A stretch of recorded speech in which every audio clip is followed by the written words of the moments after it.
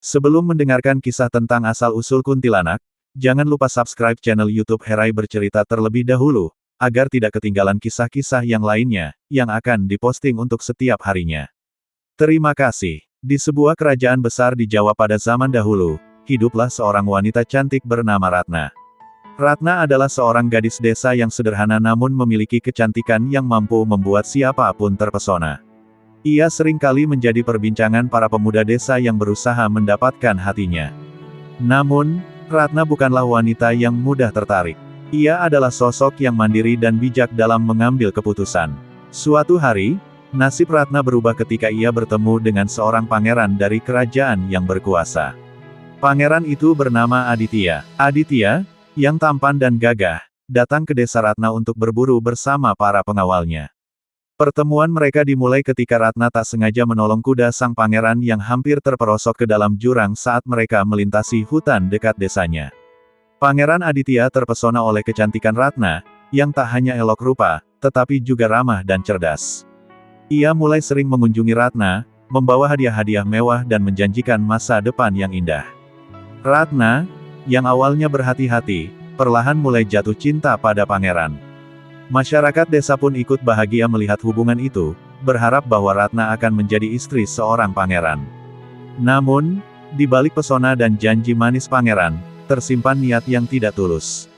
Pangeran Aditya sebenarnya sudah bertunangan dengan seorang putri dari kerajaan lain, sebuah pernikahan yang diatur untuk memperkuat aliansi politik antar kerajaan.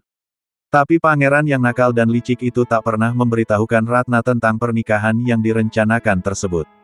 Setelah beberapa bulan menjalin hubungan, Ratna hamil. Ia pun segera memberitahu pangeran tentang kabar bahagia itu, berharap bahwa Aditya akan segera melamarnya dan mengangkatnya sebagai permaisuri. Namun, respons pangeran tidak seperti yang diharapkan. Aditya terkejut, dan dalam hatinya, ia tahu bahwa situasi ini akan menimbulkan skandal besar di istana. Dengan penuh kepalsuan, Aditya berjanji akan menikahi Ratna, namun meminta waktu untuk menyelesaikan urusan di kerajaan. Ratna yang masih penuh cinta dan harapan, percaya pada kata-kata pangeran. Namun hari demi hari berlalu, dan pangeran tak kunjung datang. Hingga suatu hari, kabar mengejutkan sampai ke telinga Ratna, Pangeran Aditya menikahi putri kerajaan lain dalam sebuah upacara besar di istana.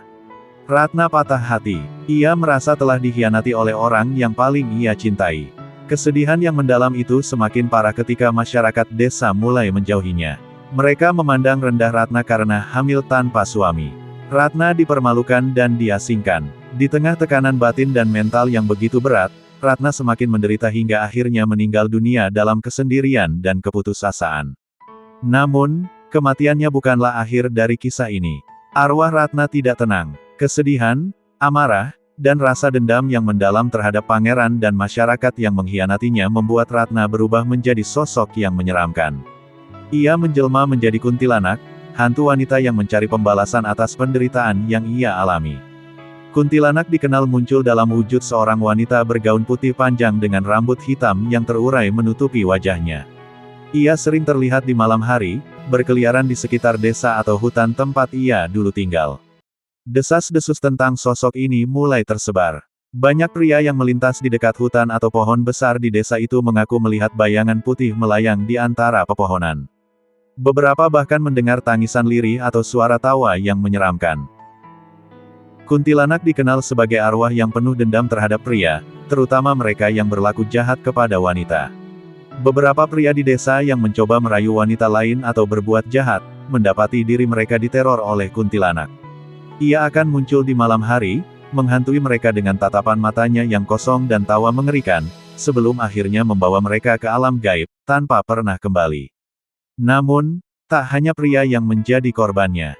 Kuntilanak juga sering kali mendatangi wanita yang sedang hamil, terutama mereka yang tidak menjaga diri dengan baik. Banyak yang percaya bahwa kuntilanak ingin merebut bayi yang dikandung oleh wanita hamil, karena ia sendiri pernah kehilangan anaknya sebelum lahir.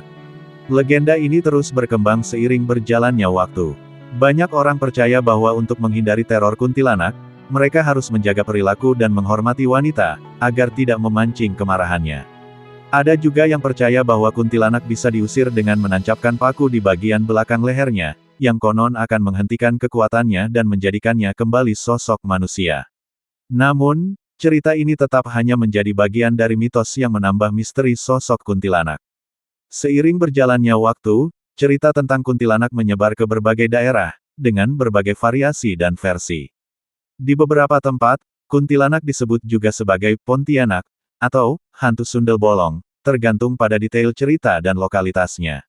Namun, satu hal yang selalu sama, sosok ini selalu membawa ketakutan, sekaligus peringatan bahwa perbuatan jahat, terutama kepada wanita, tidak akan pernah berakhir dengan baik. Cerita tentang kuntilanak ini tidak hanya menjadi legenda, tetapi juga pengingat bagi masyarakat tentang pentingnya menghormati dan melindungi sesama, terutama mereka yang lemah dan rentan.